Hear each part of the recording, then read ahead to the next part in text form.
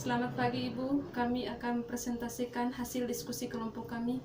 Sebelum memaparkan materi, kami akan memperkenalkan diri. Nama saya Yultian Andiu. Nama saya Desi Ratna Kolong. Untuk tidak memperpanjang waktu, saya persilakan teman saya untuk memaparkan materinya. Yang pertama, strategi pembelajaran. Strategi pembelajaran adalah suatu kegiatan pembelajaran yang harus dikerjakan guru dan siswa agar tujuan pembelajaran dapat dicapai secara efektif dan efisien. Jenis-jenis strategi pembelajaran di taman kanak-kanak. 1. Strategi pembelajaran yang berpusat pada anak. Dalam pendekatan ini, yang pertama A. Pendekatan yang melandas pembelajaran yang berpusat pada anak. Pendekatan perkembangan dan pendekatan belajar aktif. Yang kedua, strategi pembelajaran melalui bermain. Yang pertama, rasional strategi pembelajaran melalui bermain.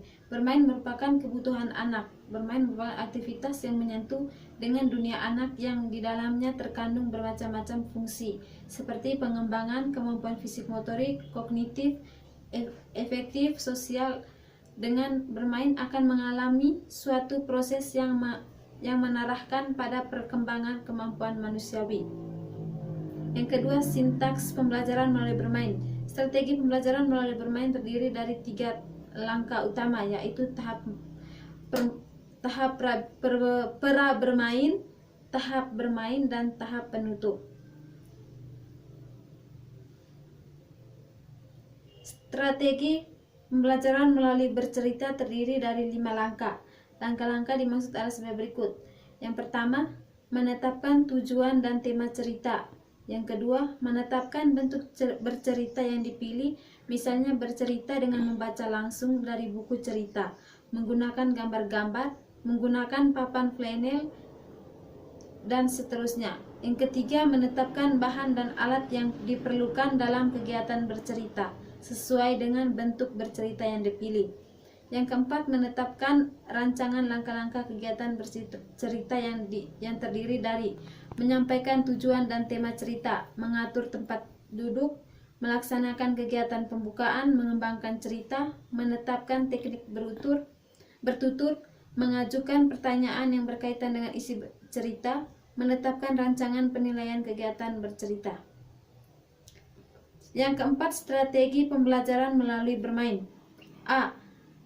Yang keempat, strategi pembelajaran melalui bernyanyi.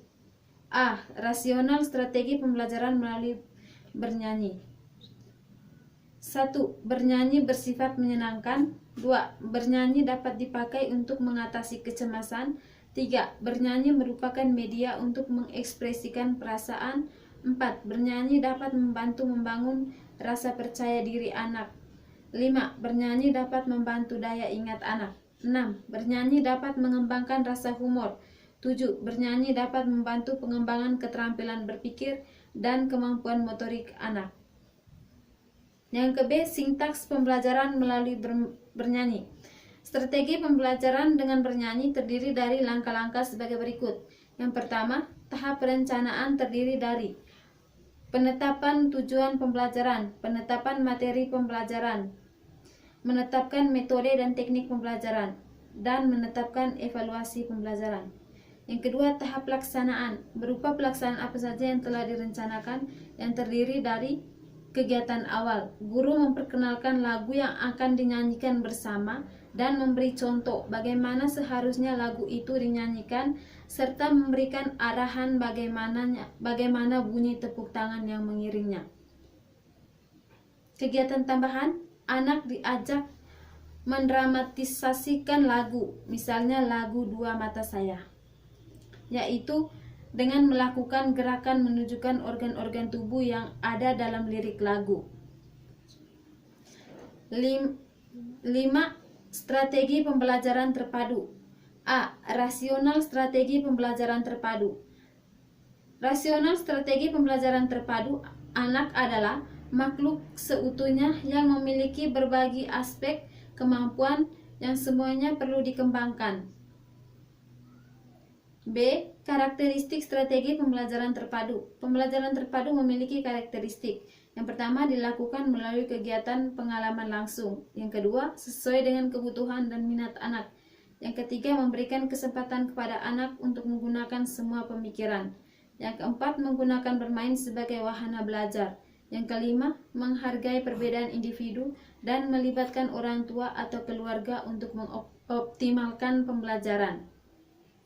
C. Prinsip-prinsip strategi pembelajaran terpadu. Strategi pembelajaran terpadu direncanakan dan dilaksanakan berdasarkan prinsip-prinsip berorientasi pada perkembangan anak, berkaitan dengan pengalaman nyata anak, mengintegrasikan isi dan proses belajar.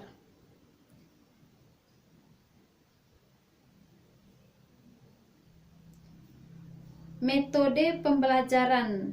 Metode pembelajaran merupakan cara yang dalam bekerjanya merupakan alat untuk mencapai tujuan kegiatan. Metode bermain merupakan berbagai macam bentuk kegiatan yang memberikan kepuasan pada diri anak yang bersifat non-serius, lentur, dan bahan main terkandung dalam kegiatan dan secara imajinatif ditransformasi sepadan dengan dunia orang dewasa. Fungsi bermain menirukan apa yang dilakukan oleh orang dewasa untuk melakukan berbagai peran yang ada di dalam kehidupan nyata, untuk mencerminkan hubungan dalam keluarga, pengalaman hidup yang nyata, untuk menyalurkan perasaan yang kuat. Metode karya wisata. Karya wisata merupakan metode pelaksanaan kegiatan pembelajaran dengan cara mengamati dunia sesuai dengan kenyataan secara langsung, meliputi manusia, hewan, tumbuh-tumbuhan, dan benda-benda lain.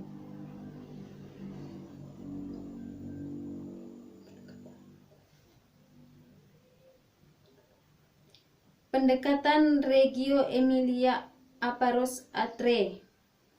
Pendekatan RI ini berkomitmen menciptakan kondisi pembelajaran yang akan mendorong dan memfasilitasi anak untuk membangun kekuatan berpikirnya sendiri melalui penggabungan seluruh bahasa ekspresif, komunikatif, dan kognitifnya.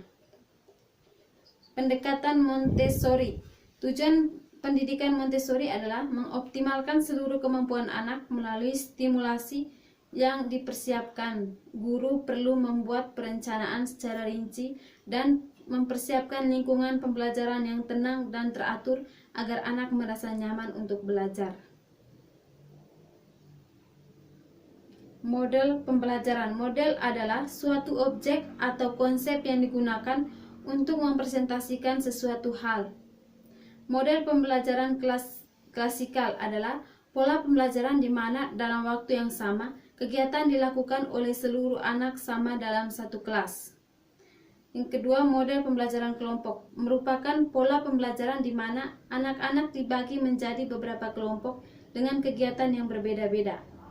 Model pembelajaran berdasarkan sudut-sudut kegiatan merupakan kegiatan yang menggunakan langkah-langkah pembelajaran yang mirip dengan model pembelajaran area karena memperhatikan minat anak.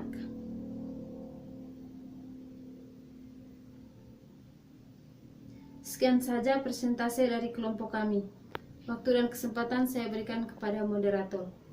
Baik, itu saja hasil diskusi kelompok kami. Sekian dan terima kasih.